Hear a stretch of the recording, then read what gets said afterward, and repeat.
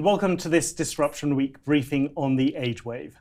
I'm Leo Kellion, and I'm joined by investment manager Abbie-Louise Gilbert to discuss the topic of people living longer but having fewer children, and the companies poised to seize advantage of this seismic demographic change. Abbie, thanks for joining me. Thanks for having me. It's great to be here.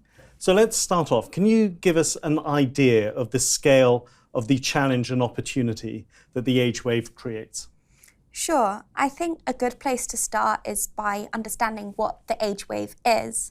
And when I talk about the age wave, what I'm referring to is a major demographic shift which is occurring, which will significantly change our social fabric over the next decade.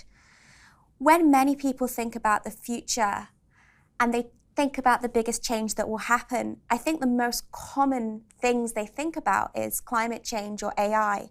But I believe that the age wave is as momentous, and because it tends to occur quite slowly, is potentially being overlooked when most business leaders and politicians think in 4 to 5 year cycles rather than the decades-long time frame which we apply at Baillie Gifford. To tell you about the scale of the age wave, I think I'll throw in some stats. So last year in the UK, there were more deaths than there were births. In Japan, there were more adult nappies than children's nappies sold. And globally, there were over 500 million people who are over 100 years old. Now, the UN predicts that by 2030, 1 billion of us will be over 65 years old. By 2050, this will have increased to nearly 2 billion, at which point 1 in 5 of us will be considered elderly. Now, what's the challenge? Many of us would assume that longevity is one of the greatest successes of the 20th and 21st century. And while that's very much the case, and I don't need to go into the obvious reasons why living longer is a positive thing, more recently, there's been less evidence that we're living happier or healthier lives. And in fact, with this simultaneous drop-off in global birth rates, I think there's reasons to think twice. Populations will shrink, productivity could be challenged. What can we do about these things? Well, the purpose of this talk, I'd love to talk about the opportunities that these changes throw up and the exciting companies who are trying to solve them. And you and your colleagues do a lot of travel to get deep knowledge of the companies that you invest in. Where have you been where you've seen this aging dynamic having the most impact? Yes, that's right. It's one of the best parts of the job. And just last year, I was in Japan. It was a fascinating time to be there. I met lots of exciting businesses, and there was a real sense of renewed enthusiasm in the Japanese equity market at the time. But what really struck me was the aging population. Now, this was evident not just in parks, in restaurants, but in management meetings and across management boards. And what was really noticeable was that these elderly people were thriving, they were working, they were fully integrated into a very intergenerational society. And it was something really different from the culture I'm most familiar with. In terms of the lessons I learned, there's probably 3 which really stood out. The first is that there was no stigma around old age. Before I went to Japan, I sort of looked at data on the boards and saw men and women into their 60s, 70s, even 80s, and thought, how does that work? But when I was there, the people I met were thriving, they were making excellent decisions, and it was a very normal part of business life. The second of all was how seriously the Japanese companies I met were thinking about longevity. They were very aware of the demographic shift that had been taking place, and they thought in very long-term horizons about the change. In terms of succession planning, this would be considered up to 10 years before the change would happen. And finally, and I think most excitingly, and what will hopefully become the purpose of this discussion, is the innovation and the signs of adaptation that were coming out of Japan. I don't think it's a coincidence that one of the most top-heavy societies in the world is also one of the most advanced at responding to these challenges by integrating things like robotics and automation into everyday life. Okay, I hope we to come on to some of those companies that we've invested in Japan. But before we do, when you're looking at this topic, what are the themes that help you identify the companies that you think can achieve strong long-term growth in an aging society? I mean, there's so many themes that will be affected by this topic, everything from insurance to leisure, travel. I think the ones that are most exciting for us at Baillie Gifford include preventative wellness, the idea that we can invest in solutions which will help people live healthier lives today and save healthcare costs down the line. The second would be aging healthily, by which I mean referring at sort of accepting the inevitability that more people will be older and disproportionately affected by diseases which the elderly just tend to struggle with more. What can we do about that? And finally, and the most exciting, I believe, is automation and productivity, using things like robotics to bridge the inevitable productivity gap which happens when workforces shrink. Okay, let's explore those themes in more depth then. Starting with preventative wellness, can you give me an example of a holding that's helping people stay fitter for longer? Yeah, there's again plenty of examples here, but one I'd love to mention is Danone. Now, you might know Danone for its yogurts, but what you might not know is that it's been undergoing quite a momentous turnaround, which has seen the portfolio be repositioned while also trying to capitalize on some of the themes related to the age wave. There are two ways in which it's doing this. The first is the virtue of its portfolio, which is innately healthy. It's the healthiest amongst peers, and over 90% of its products are considered low sugar, fat, and salt. This not only feeds into trends of preventative wellness and people wanting to live healthier for longer, but also if governments or other agencies start to create policies which restrict or penalize those with unhealthier products, we believe Danone is very well positioned. The second refers to Danone's medical nutrition business, which is a third of its sales, but over half of its profits.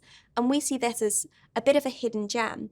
This business applies Danone's expert understanding of medical nutrition and the gut microbiome and applies it to the health sector. Its main product is nutritionally complete formula, which can be fed to elderly people through a tube or as a drink for those who've undergone cancer therapy or who just struggle to swallow in their old age. And have you had the opportunity to see its operations up close and in person? I have. Earlier this year, I actually travelled to Utrecht, where I went to visit their R&D centre, and it was a brilliant visit, and I was really struck by the innovation and the science, which has always been at the heart of Danone. It was actually founded as a company whose products were prescribed in chemists to be given to patients who were taking antibiotics to help them with the side effects. They're now returning to these roots, and they've developed an extensive enzyme library, which they're using not just to improve the taste of their products, but also to ensure that they're healthier, providing more benefits. I was able to try a recipe of yogurt made using the 1950s formula, and it was sour, runny, really not enjoyable. I then compared it to one they would sell today, much creamier, much more indulgent, and actually more healthy too, given the variety of microbes that have now been added. Tasty and healthy, that's a good combination. It's a win-win. Looking at the company's management, this is a company that's very much in turnaround mode. In your conversations with its chief executive and other senior leadership, what's impressed you? So the CEO himself is incredibly impressive. He is very disciplined and he's focused on consistency and doing things properly. He's also had a phenomenal track record during his career, most recently at Barry Callebaut, a chocolate producer, where he was known for not only driving performance, but also creating a sustainability agenda, which was genuinely financially effective and very forward-thinking in that respect. But what really struck me was the quality of the wider board and more extensive management team that I was able to meet. The market seems to think that Danone is still suffering a talent drain, something which it did experience over the last decade when impressive people left when performance was bad. But it's something that has really changed and which I don't think the market has noticed just yet. The board at Danone has been entirely rejuvenated. It's hired executives from the likes of Unilever, from P&G, from Sanofi, from Diageo. These are high-quality people making high-quality decisions. And at Baillie Gifford, we pay a lot of attention to the quality of boards, and we really believe that quality boards will make quality decisions, and that will lead to improved performance over the long term. So that's Danone. Can you give me an example of another preventative wellness company that's maybe not in food? Yes, another company which I recently met as well, and we have a holding in, is called Technogym, which you might know, but Technogym is known for its high quality gym equipment. This equipment is not just durable and highly aesthetic, but it's also proven to drive performance and engagement due to its amazing digital ecosystem, which is truly interoperable with other fitness devices. The investment case for Technogym is twofold. There's the structural trend, so we have more people being more willing to spend more on healthier lifestyles. And by people, I don't just mean the likes of you and I going to gyms. I also mean corporates realizing that better fitness improves productivity and general wellness, but also hospitals who really benefit from the data-forward approach of Technogym to help their patients recover from rehab very quickly. The second element is that Technogym is one of the few players with scale and with the cash to really invest in R&D and push the industry forward while differentiating itself amongst competitors. And this is a company with a founder who's very dynamic, very long-term in his thinking, which I know we like, and they're based in North Italy. You said you spent time with them. Can you tell me what that was like? Sure, and you're absolutely right. The founder is a real visionary. He built this business in his 20s, and he's still around today and wants to change the world with a view that exercise is medicine. He also has a big stake in the company, which shows real alignment. Again, something we're really focused on at Baillie Gifford. During my visit, which was in September, I again was really struck by the innovation. This is a company which I think many people wouldn't know, but actually invented the first wearable device in 1996. It put the first heart rate monitor on a treadmill, and now it's one of the first large fitness companies using AI to help design performance programs and create equipment which is adaptive, meaning it responds to your own body weight and performance. One of the things, or just a really interesting anecdote I had from the visit, was that Technogym, which is a sponsor of the Olympics and has been for many years, not only sends its devices to the Olympic Village, but also collects them and spends up to a month after the Olympics analysing all the anonymised data and working with a select group of athletes to really understand what worked, what didn't work, and how they can improve their machines to drive performance even further at the next event. So Technogym's focus is connected fitness, but it's quite a different beast to Peloton, isn't it?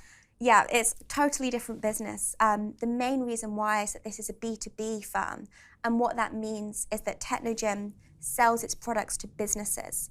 Its main customers are gyms, corporates, hospitality, and hospitals.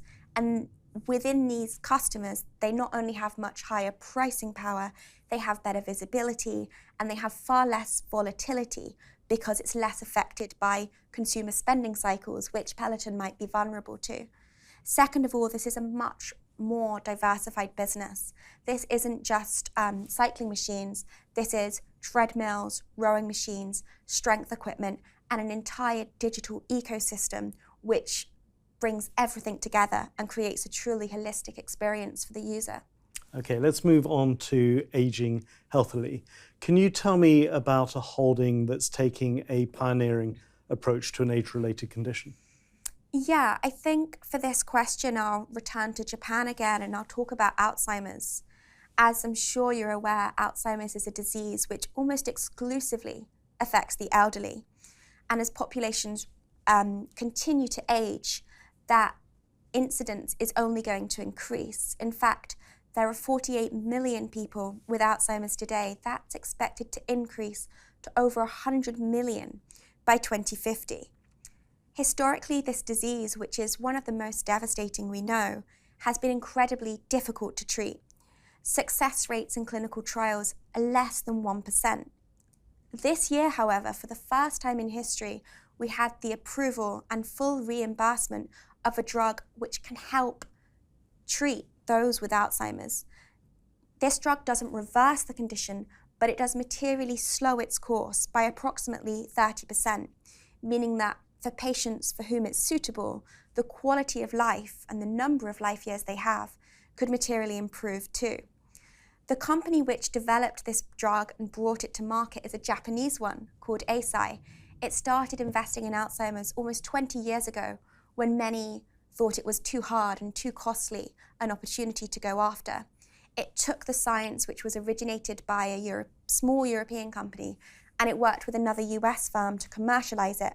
But we like Eisai because we believe its position in this value chain is being somewhat overlooked, but also because it's poised to own a really healthy royalty as adoption picks up, and there's a pipeline which we're quite excited about. Yeah, I want to ask about that pipeline because we're long-term investors. When we invest in a company, we look to hold it for 5 to 10 years or longer. So presumably we're already thinking about what comes after Leqembi. How well placed is Eisai to develop a even better treatment for Alzheimer's versus its rivals? Oh, it's a really good question, and it's something we spend a lot of time debating.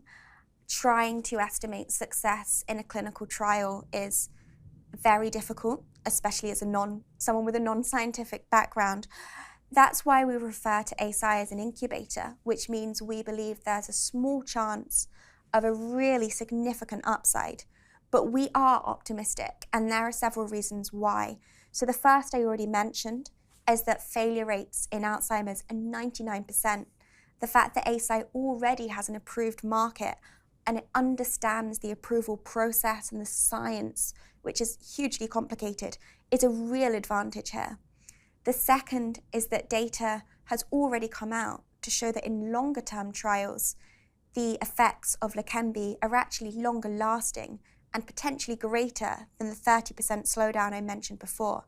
That's really promising, and it should drive adoption, which could be a huge driver for royalties. And finally, Eisai is diversifying and it is growing its pipeline. We're most excited about a phase 2/3 trial ongoing for something called tau therapy.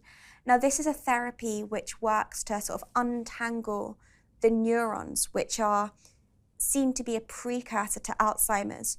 So not only is this a new and highly novel product, it's also one which could open up a much larger market by helping to treat people before they really get the worst side effects of Alzheimer's. We're really excited about where this could go. So that's Eisai. Can you give me an example of another company with a disruptive treatment for a chronic condition? Yes, so another chronic condition that I think I've touched on today is diabetes, which, as we know, is disproportionately experienced by those in their later years and where the incidence rates are really rising. A company we've recently taken a holding in is called Insulet, which you may not have heard of, but you might have seen. So Insulet's products are truly innovative, and what they are is they're automated insulin pumps which are worn on a diabetes patient's arm and which instantly and automatically release the insulin to help them manage their blood flow without the patient being affected by a tube system or wires or having to inject themselves daily. It's hugely liberating for the patient and massively improves the quality of life. The other unique thing about Insulet is that its products are available over the counter in pharmacies, meaning that accessibility is much greater and customer awareness is higher. We really like it because we believe that it's helping patients take control and feel empowered over their health whilst also improving their outcomes over the long term. That's great, because I know its rivals systems, when you've got the tubes, you can't go swimming, you can't have a shower. This is presumably gives you much more freedom. Exactly. And what other companies do we have that are invested and that we've invested in that can do well in this aging healthily space? In terms of the aging healthily space, there's almost too many companies to mention. So the majority of healthcare costs you'll accumulate in your life will come in the last few years of it. So many healthcare companies are going after this opportunity. The ones which stand out to us at Baillie Gifford are those which are doing something different, doing something highly innovative, or which are going after a huge and untapped market, which could be intensely economically rewarding over the long term. One company I believe that fits all of these buckets is Novo Nordisk, which I'm sure you're aware of, and I'm sure most of the viewers will be too, so I won't spend too long on it. But it's very much worth mentioning. So Novo Nordisk's core drug is called semaglutide, and this has been approved for use in diabetes patients and more recently to help reduce weight in obese patients. What's got the market really excited is not the reduction in obesity per se, but the reduction in diseases associated with obesity or comorbidities. So this means that by reducing one's weight, it's a preventative form of wellness which will reduce their risks and their burdens on the healthcare system later on. We're still excited about Novo Nordisk because we believe there's so many other diseases which semaglutide could be used in. We're really excited to follow its pipeline and progress. That sounds like a great long-term opportunity. That brings us to the third of your three themes, automation and productivity. You mentioned earlier the idea that we're going to need more robots and other machines to make up for gaps in the workforce. Can you give us an idea how you think this might play out? Yeah, so as I mentioned, one of the main consequences of the age wave will be a shrinking workforce, which could be connected to falling productivity and lower output. We've seen this in Japan, which over the last 20 years have seen key metrics like GDP fall very softly over a long period. This all sounds quite bleak, but I think there are reasons to be positive and there are opportunities. Even in Japan, which has one of the most top-heavy societies in the world, there's evidence that this could be changing. Recent data actually shows Japan has been performing well in relative terms, and there's even more recent evidence to suggest that output, wage packets, and productivity is increasing too. Now, why is this? I mean, so many reasons. Some of them are social, some of them are political, but some of them are economic and investable, and they're the ones I'll focus on. I mentioned before that it wasn't a coincidence that one of the most top-heavy societies was a leader in robotics and automation. And that's because it's tools like this which can really solve the challenges of having a smaller workforce by replacing labor with systems that can do a job much more efficiently and also at a lower cost. Now, automation in industry is nothing new, but what we're excited about now is how robotic systems can be combined with things like AI to be used in various applications outside of industry too. Can you give me an example of some Japanese companies that are active there? So in terms of the Japanese companies, we have holdings in names like Fanuc and Keyence, and Fanuc is a robotics manufacturer. Keyence makes machine visualization systems. That's the kind of things that help the chips that help robots make sense of the space that's around them, right? Exactly, yeah. Okay, so that's a couple of examples in Japan. It's not only Japanese companies that are active in this space. Can you give me an example of a company elsewhere? Yeah, it's not only Japanese companies at all, and it's not only industrial automation that we're looking at. An interesting example to talk about would be Intuitive Surgical. This is an American company and a highly innovative business that provides robotic systems for minimally invasive surgery. So this is helping to solve the problem of a shortage in surgeons, but also quite short surgeon lifespans due to the mental and physical strain of their job. It's also providing a solution to problems like human error, because these robotic systems meaningfully improve patient outputs by reducing error and improving accuracy. The growth case is premised on expanding this technology to expand its services into other soft tissue surgery, but also increasing penetration in its installed base by selling more devices to hospitals and going after new geographies like Asia and parts of China as well. So that's robots in hospitals. How about in other workplaces like factories? Yeah, so to go back to factories, it's definitely still an area of growth. And in fact, we recently took a holding in a business called Schneider Electronics. This is a great business with a very long history, but it's interesting to us now because we see it as a nuts and bolts play on themes like AI and factory automation. Schneider provides systems which help manage the flow of electricity, which is essential in factories, but it's especially useful in data centers, which we believe will continue to grow as things like AI and demand for the cloud only continue to rise.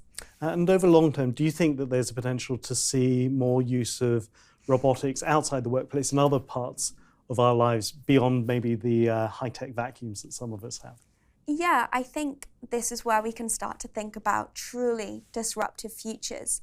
And I think there are plenty of ways in which robotics can be used outside of industry and plenty of reasons why they should. Just last month, Tesla had its Robotics Day, and not only did it unveil its robotaxis, it also showcased its Optimus robots, which are these humanoid robot designs which were seen dancing, handing out sweets, playing games with investors. While we don't know exactly how they'll be used yet, we're very excited about the potential, and we believe that the tenacity in Tesla's culture and its history of delivering really, truly disruptive technologies suggests that these devices can be used to solve some of a rapidly evolving society's problems.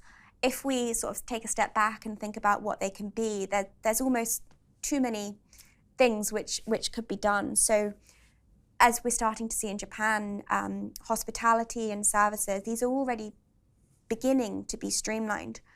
We also have things like the robo-taxis, which I mentioned. Now, if we think about the US, there's over 3 million people employed in the trucking industry, and yet there's a huge shortage of workers, meaning it's quite an unnecessarily expensive venture. If robo-taxis or robo-trucks are used, then not only would we be solving challenges like a shrinking labor force, but we'd be reducing the employee wages, the insurance costs in a way which could be massively deflationary to the consumer, whose products are often determined by the physical cost of carrying the good. Where else could they be used? Well, one thing we haven't touched on, and another consequence of the age wave, is an epidemic of loneliness, which is now considered a medical condition that can increase one's chance of mortality by over 25%. There's a real case that in the future, as people want to age independently outside of hospital, that their homes become equipped not just with sensors to help check if they fall, for example, but also humanoid robots to keep them company, to make sure they take their medication, and to generally ensure safer and healthier later lives. Well, from healthy yogurts to advanced androids, you've given us lots to think about. Abby, I wonder, could you leave us with one final thought? Yeah, one final thought would be that yes, the age wave is slow, but it's not entirely predictable. And while the UN does a good job at predicting how societies will age, it's actually repeatedly and materially underestimated the rate at which birth rates have been falling. That's something we're really cognizant of and certainly informs our thinking on this topic. And there's one other point as well, and that's to stay optimistic. Society will change, but as we've seen in moments of great change before, great innovation often follows. And as investors, we are focused and really excited about finding the innovative companies who are doing those things. Abby, it's been fantastic to talk to you. Thank you. You're welcome. It's been great to be here. And thank you for committing your time to this conversation. You can also catch up on our other 3 Disruption Week topics: the US's infrastructure renaissance, investing in private companies, and why emerging markets deserve your attention. You'll find video briefings and write-ups of each session at baileygifford.com/disruption week. But for now, goodbye.